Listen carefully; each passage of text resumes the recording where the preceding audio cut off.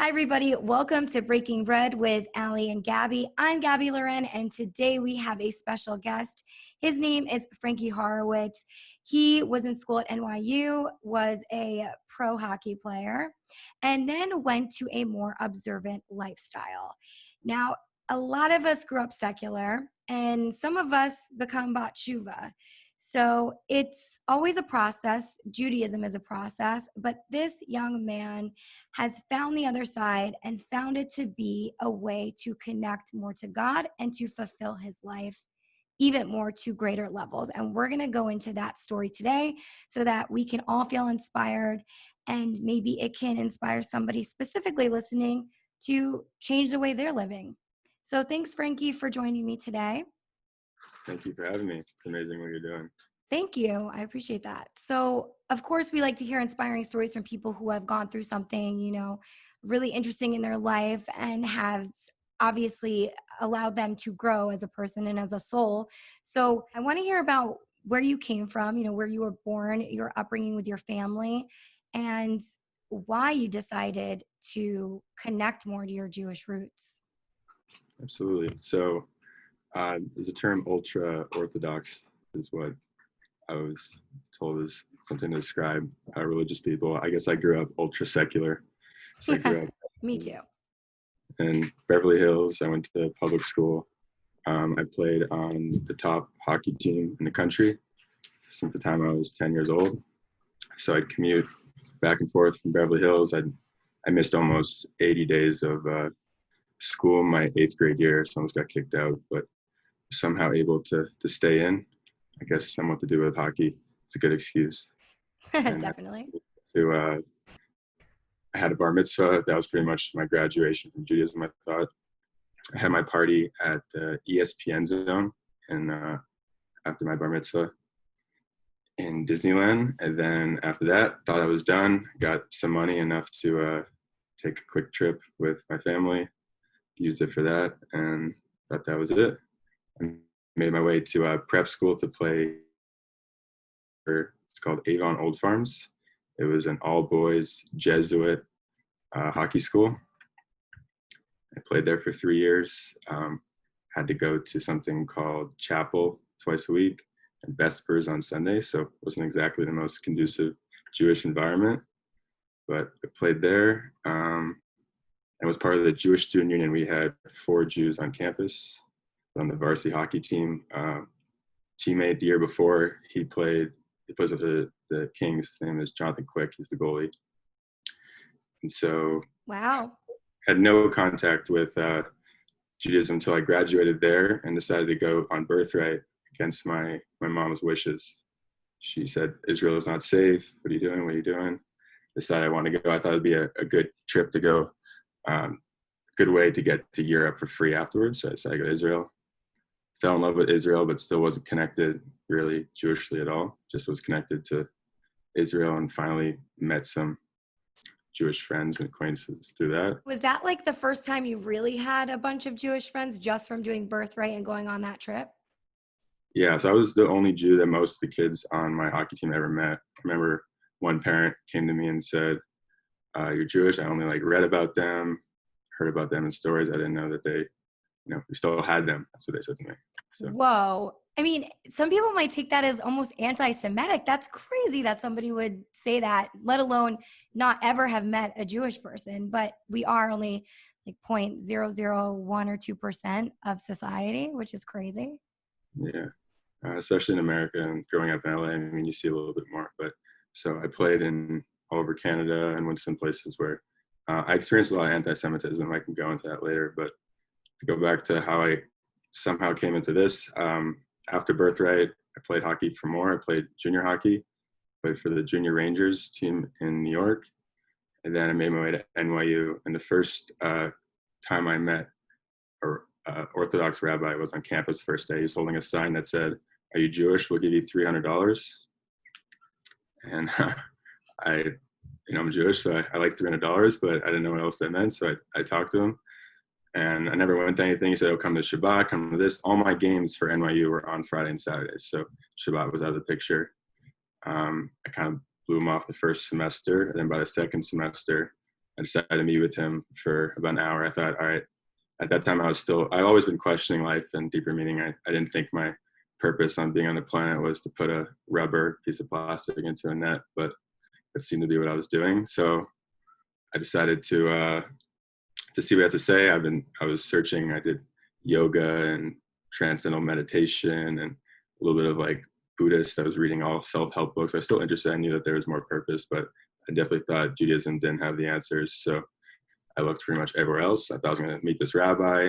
He looked a little bit strange to what I was used to. So I thought I was going to talk to him and prove him wrong, and then I'd be done. I would have crossed Judaism off the list and can move on happily. And that hour changed my life, I guess. Here I am. Wow. So before you met with the rabbi, you said you were kind of experimenting with different things like Buddhism and self-development books. So what were some of these books that you were reading and getting involved with to kind of try to find some meaning in life? I mean, typical like Tony Robbins things. I was reading business books and self-help. I remember one book, the title was a little inappropriate. It was called The Subtle Art of Not Giving an F, but it's a good book. I read that. And it's a bestseller. Yeah. I don't know, things along that nature. I went to Bali for like a meditation yoga retreat for 12 days. Didn't do much. It was just fun. So I realized that all of that was kind of empty and just kept looking and found it, I guess. So once you met with this rabbi, you were able to understand more about spirituality and how to connect what you were looking for in that spiritual connection you were seeking, right? Yeah. So in that hour, I came firing with these questions. Came from a secular background. I believed always in God, but I had no idea how to, manifest that into my definition of what God was. So I thought God was just some like energy people used to say or things like this. I never knew that Judaism had an answer to describe what Hashem, how we can relate. So I spoke to him, and every question I had, he just had better and better answers that actually made me think more of things I never thought about. I was like, there's actually people talking about this, because growing up secular, if you bring something up like, oh, what are we doing here? What's the meaning of life? You're like, well, man, you're right. You want to go get some help, or like, let's talk about more light things. So I was shocked to find someone and a group of people that were interested in talking about what was always on my mind. I think that's always the best way to go, and you can find a rabbi or a community that's able to listen and answer your questions. Because what I've been taught since coming more closer to Judaism myself from a secular background is that you should be able to ask questions, and that good rabbis, they want you to ask these questions that are deep and more connected so that you have a better understanding and you can learn more and they can learn more as well. So I commend you for going on that journey. So what exactly happened after you had this conversation with the rabbi and now you felt like, wow, I'm getting somewhere? Yes, I was definitely living opposite to an observant lifestyle. So, I was trying to find justifications for why it probably isn't right, what he was saying. It kind of shocked me. I liked what he had to say, but I wasn't ready to change my life at that point. That was my freshman year of college. I was playing college hockey and games around Shabbat. I was in a fraternity. I was, not living an observant lifestyle. So I was doing everything possible to block out my mind. But he invited me on a trip in the summer to go to Israel. He told me that it was Birthright Part 2, but it more resembled a yeshiva trip. He told me it was ATVing and all this stuff. It wasn't a bait and switch, but we did ATVing maybe for like an hour the entire trip. The rest of the time we ended up in yeshiva, which I never heard of before. It's kind of like when they ask you to go to a timeshare meeting and they're like, we'll give you these free activities. Just come sit here for like 5 hours of your day. And that's pretty much what this rabbi did in a way. Except the 16 hours across the world. Yeah. Exactly. That's amazing. So you did this trip then, right? And what happened on the trip? So I was again planning to have a nice fun time, maybe go to Europe afterwards. Ended up, and I never heard the word yeshiva before. So we ended up, get off the plane, excited. I think we're going to go over to Tel Aviv or whatever we're doing. We end up going way up north, and we're staying in a kibbutz. And he's like, all right, the guys are going here, girls are going here. And for 2 weeks, we're going to learn. And tomorrow's Shabbat. And on Birthright, I think I heard the word Shabbat thrown out. I don't know how, being raised, I was always proud of my Jewish roots, but was very unconnected. I don't think I had any idea what Shabbat was. I think I had some vague understanding that it was like something that people did in the past, but I don't know how it was so far off to me. But that was my first Shabbat that I was ever a part of. Wow. And so when you experienced your first Shabbat, this was in Israel. Kibbutz up north. And so how did that make you feel? What was your experience like doing Shabbat for the first time ever in your life, not even understanding what Shabbat meant prior? So I think that for me, things feel like Shabbat and kosher, those things feel right. But in the beginning, I try really hard to make it not necessarily, I feel like, oh, I'm trying to justify how it could be wrong. So I walked in and they're like, oh, you got, leave your phone and we're going to be dressed up and we're going to be for 25 hours, just pretty much by ourselves thinking about life and together.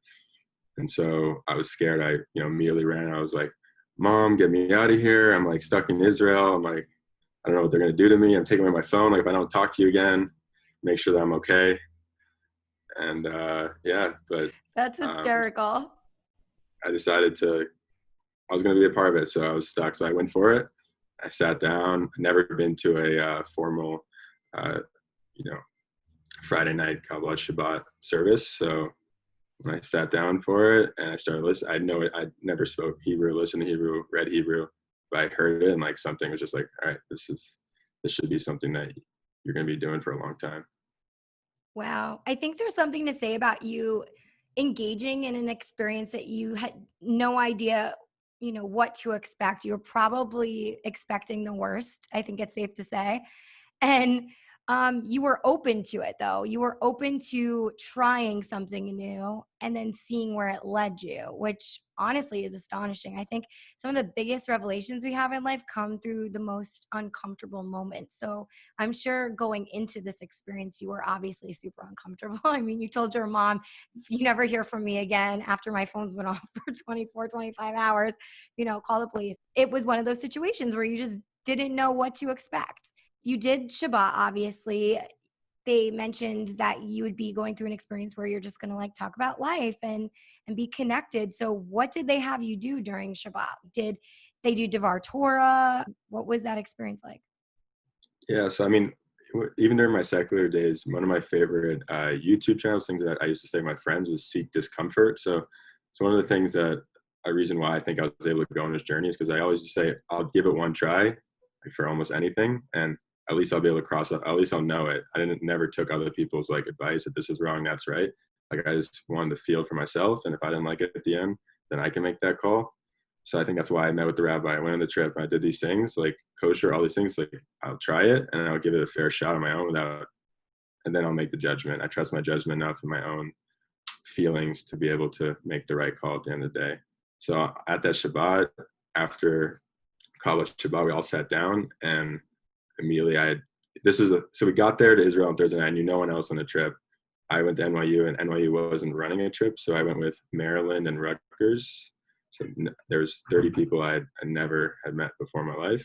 We sat down, some of them were more advanced in their Jewish journey, some of them less. I was probably the least advanced, but I was there and, I had no idea what was going on in Shabbat. I never heard Kiddush before. I never heard Hamotzi, never did any of that, but everything about it just intrigued me. And I was asking questions and people were singing and I was humming along because I had no idea what was going on, but I loved it. And I was talking about real things. Someone asked me, obviously my knowledge was very limited, but every question that I had, people were answering and helping me. And it was a very open, nice environment.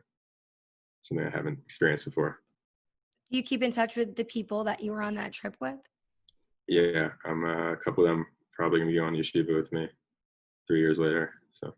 Wow. So this was 3 years ago. So now what made you decide to go to yeshiva this year? Because you're going soon, right? I'm going, God willing, in 2 weeks. Yeah, I believe August 18th. I graduated from NYU in May on Zoom University, I like to call it, and but from NYU. Thanks, Corona, right?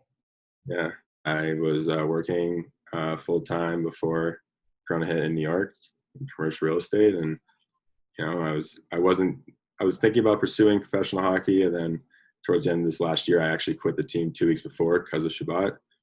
So I started keeping with Shomer Shabbos for the last pretty much. I like to say Shomer Shabbos, but for the last year. But then once hockey season started again, I would walk 2 miles back and forth to the rink, but I would play games. And then in late February, 2 weeks before my senior season ended, I quit the team because I didn't want to break Shabbat anymore. But I was going to go work full time. I was deciding between the two, and professional hockey was kind of out of the cards. So I decided now or never, and it seemed like a good time to go. So now, were you on a hockey team at NYU? Is this what you're talking about? Or was it a team outside of NYU after graduation? I played for the NYU hockey team. Nice. And you just didn't pursue hockey post-graduation because of the conflicts with an observant lifestyle, right? Yeah, I was going to play in Switzerland overseas. I played with a lot of the guys that play in the NHL, but a couple things here and there that didn't allow me to make that jump. But I had an opportunity to play professional hockey in Europe and decided early last year that it's probably better to not pursue it. Wow. So now a lot of people that are in your position that play a sport or have a passion to go pro after school, they might be thinking what you're thinking. I want to pursue my passion, but I also have my religion or my connectedness to my culture, and they are conflicting. So what would you say to a person that's not sure how to make a decision? Do they pursue this passion in their career, or do they pursue a life of observance? And why should they choose that option? I think the more you learn, the more you grow. You realize that a Torah observant lifestyle offers the best way to live life, in my opinion, and it's emes and all its facts. And especially today's world where we're allowed to go and work in pretty much every field in America, thank God, and progress. I don't think the Torah is going to stop you from pursuing what you should be pursuing. I think it's only going to lead you and find the path for you to the right direction for you to live your life. I found that to be true. I mean, our ancestors, my grandma survived the Holocaust in Vienna. Our ancestors first came to America. They were willing to sacrifice anything and all their financial pursuits, everything for Shabbat and kosher and so forth. So for me, playing hockey was a great time. It was fun, but it wasn't worth giving up my life and pretty much everything I believe in, which is now Judaism and Torah. Since becoming more observant, what are the things in Judaism and Torah that have changed your life specifically? Definitely Shabbat is my favorite time of the week. I look forward to more than anything. I love learning. I think just being able to expand your mind and realize the depth of it, the more you learn, the less you know in a way. And you obviously continue to grow and you're so much to add, but you realize that the library is so vast and it's like an endless just ocean of knowledge and resources that it just blows my mind every day how much I think I'm progressing, and I am, but at the same time, there's so much more to know. I could live for 100 lifetimes and not finish everything out there. I definitely think that's safe to say. So you mentioned Shabbat. What do you love about Shabbat? What about Shabbat has changed you? I grew up in Beverly Hills, and I had a lot of friends that I grew up what they call the flats. So it was still a very nice neighborhood, but my friends grew up in the hills. I remember going to their houses on Friday nights. And some of my friends, unfortunately, would have their parents would have been like their 6th, 7th wife, or they have dinner and the dad and mom would be constantly on the phone and they'd be watching in front of a TV. There's just no connectedness, and the kids might have had everything materially, but really had nothing. And I remember experiencing some of those Friday nights, and then skip forward to one of my first real full Shabbats outside Israel was in London. And I wasn't in the most magnificent house, but I was with an amazing family, and just the conversation and the no place to be attitude, just you're content with you've arrived at Shabbat, something that I feel like is nothing better. Would you say you connect with disconnecting the most during Shabbat, where you're cutting yourself off from technology and just being present in the moment with other people? Like that's one of your favorite things about the holiday every week? Yeah, and also just when you have nowhere else to be, you can actually pay attention to what's going on in your life. Even if you're with your friends during the week, and even with observing people, it's still somewhere always on your mind. You have to go. And on Friday night, get home, I feel like everyone just knows that that's the best place in the world to be, and you can really just pay attention to yourself, Hashem, and everyone else in the room can be what's my favorite part. Obviously, becoming more observant isn't an overnight process. So how were you able to make changes little by little into your life so that you could be more observant, but in a way that didn't feel overwhelming? For me, I about a year and a half ago, I fully decided that I thought the Torah was completely emes, and I was going to need to work towards becoming shomer mitzvos completely, but I didn't know how to implement it. It just was a matter of time and feeling. I asked a rabbi, I want to wear tzitzit, for example. I wasn't wearing it at the time. I said, when do I know when it's time? Like, I feel kind of awkward now. I've never walked outside of the kippah yet. Never wore tzitzit before in my life. Like, how do I go to that? He's like, when you feel like you can't walk around without tzitzit anymore, put it on. And I got to a point a little bit later when it didn't feel normal to be outside without it. So then I knew to put it on. Wow. And are you still working little by little to incorporate more mitzvot and things into your life from Torah? Absolutely, every day. Just more musar and just more getting my, changing my character little by little, striving to know more. I mean, there's so much depth inside every mitzvah too, like keeping Shabbat. I started to learn the halachos of Shabbat, and every time you think you know how to keep Shabbat, you really don't. So just more and more. It's amazing. It just makes it more and more special. What's your favorite mitzvot out of all the mitzvot you've engaged in so far?